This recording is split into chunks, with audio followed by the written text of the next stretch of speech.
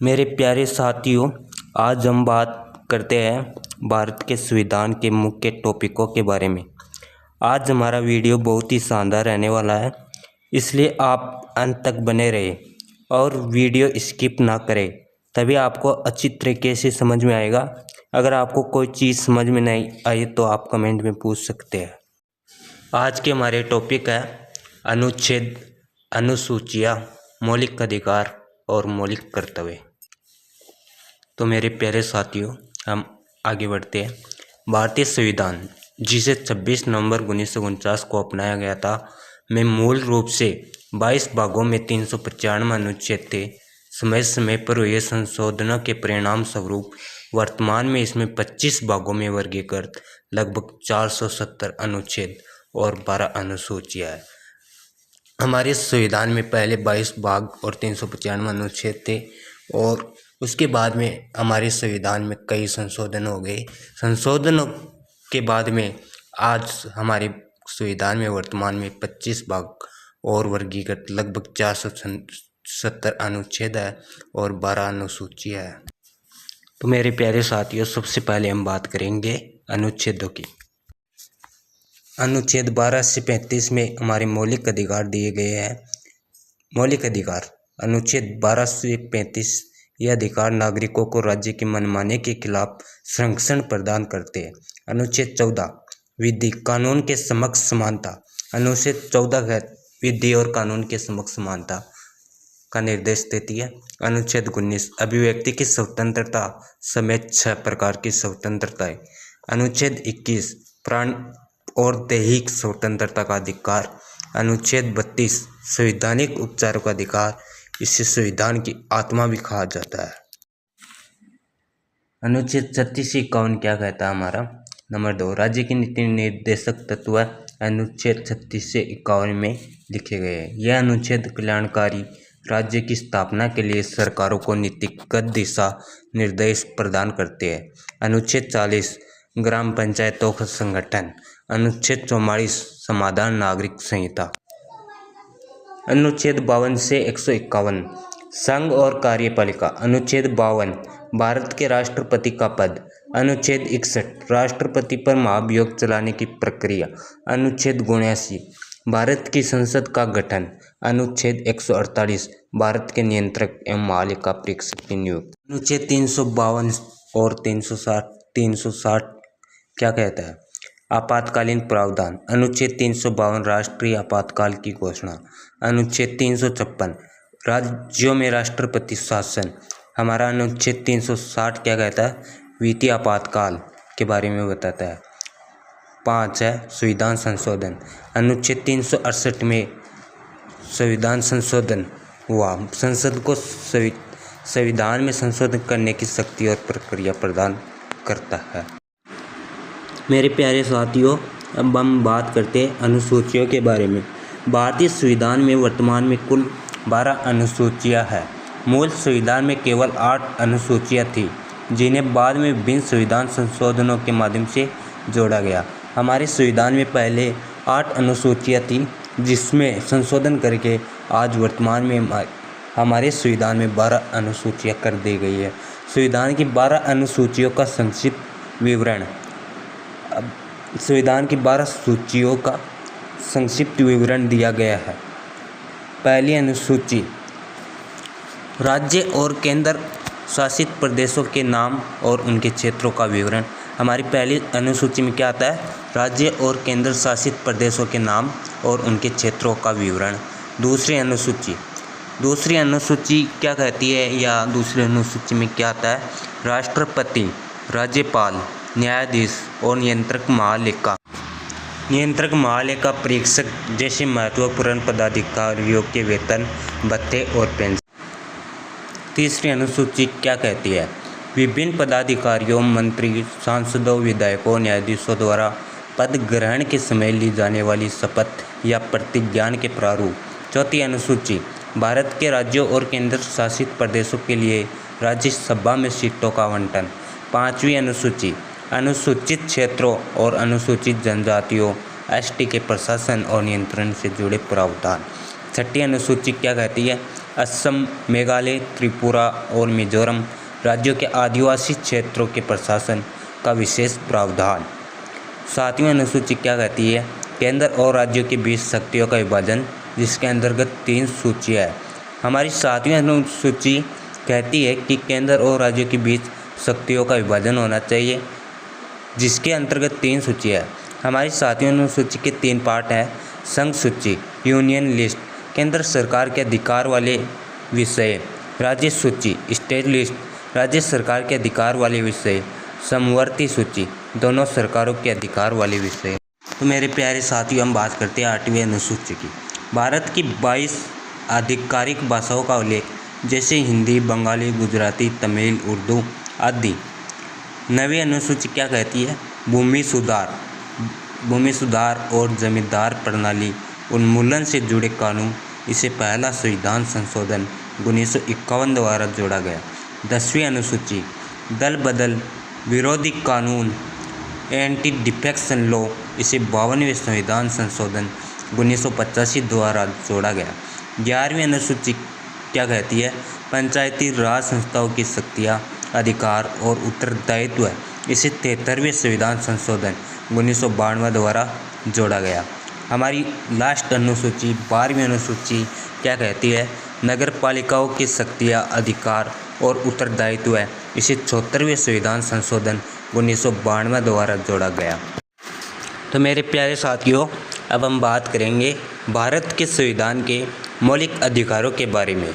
हमारे मौलिक अधिकार क्या है, हमें क्या क्या स्वतंत्रताएं प्राप्त है, ये हम इस टॉपिक में जानकारी प्राप्त करेंगे। भारतीय संविधान के भाग 3 अनुच्छेद 12 से 35 में नागरिकों को 6 मौलिक अधिकार प्रदान किए गए। हमारे संविधान द्वारा नागरिकों को 6 मौलिक अधिकार प्रदान किए गए हैं। ये अधिकार व्यक्ति के सर्वांगीण विकास और बुनियादी स्वतंत्रता की रक्षा के लिए अत्यंत आवश्यक है। भारतीय संविधान में वर्णित मौलिक अधिकार इस प्रकार है। हमारे संविधान में कुल 6 मौलिक अधिकार है, जिसमें से पहला मौलिक अधिकार समानता का अधिकार प्रत्येक नागरिक को दिया गया है। यह अनुच्छेद 14 से 18 में लिखा गया है। कानून के समक्ष समानता और समान संरक्षण, धर्म, मूल वंश, जाति, लिंग या जन्म स्थान के आधार पर भेदभाव का निषेध, सार्वजनिक रोजगार में अवसर की समानता, अस्पृश्यता, छुआछूत और उपाधियों का अनुच्छेद। समानता का अधिकार क्या कहता है? कानून के समक्ष समानता होनी चाहिए और समान संरक्षण, यानी कानून के समक्ष किसी भी, चाहे कोई भी जाति हो, एसटी हो, एससी हो, ओबीसी हो, जनरल हो, कोई भी किसी भी कास्ट का हो, उसको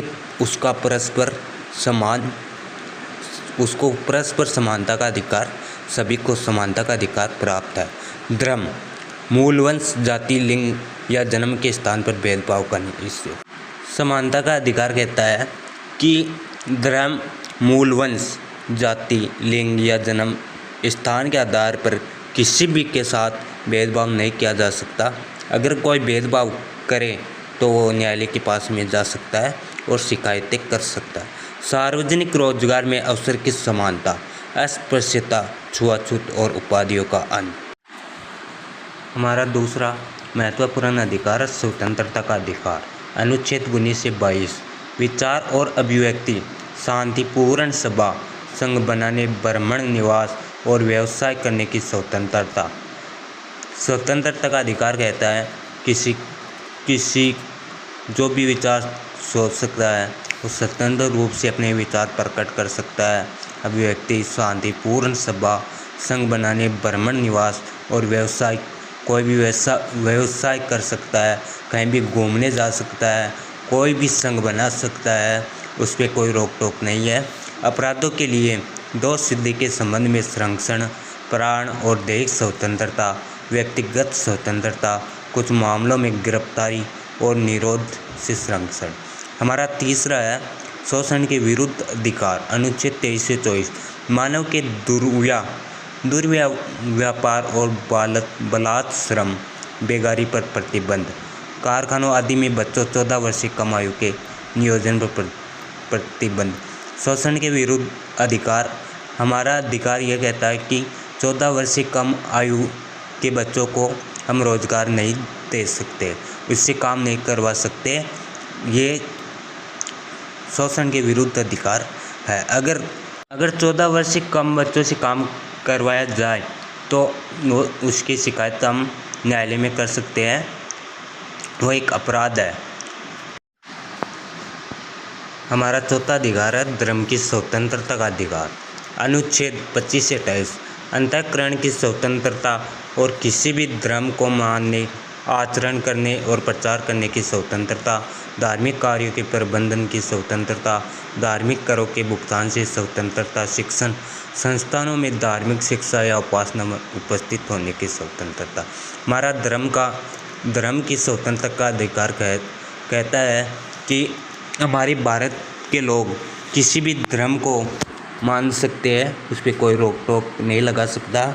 उसके साथ कोई भी धर्म के आधार पर मतभेद नहीं कर सकता, उससे लड़ाई नहीं कर सकता, ये एक अपराध होगा।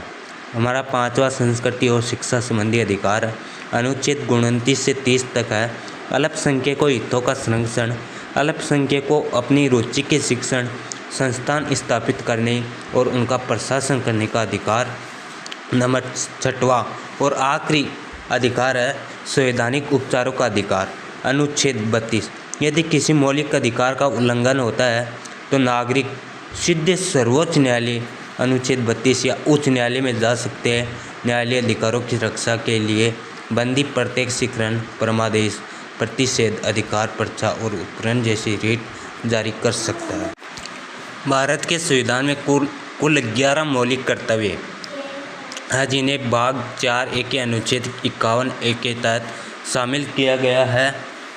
ये कर्तव्य नागरिकों को अपने राष्ट्र के प्रति जिम्मेदारियों की याद दिलाते हैं। इन्हें 42वें संविधान संशोधन 1976 द्वारा सवर्ण सिंह समिति की सिफारिश पर जोड़ा गया था। हमारे मौलिक कर्तव्यों को कब जोड़ा गया था? सवर्ण सिंह समिति की सिफारिश पर जोड़ा गया था। संविधान में वर्णित सभी 11 मौलिक कर्तव्य इस प्रकार है। हमारे संविधान में 11 मौलिक कर्तव्य हैं जो इस प्रकार से है।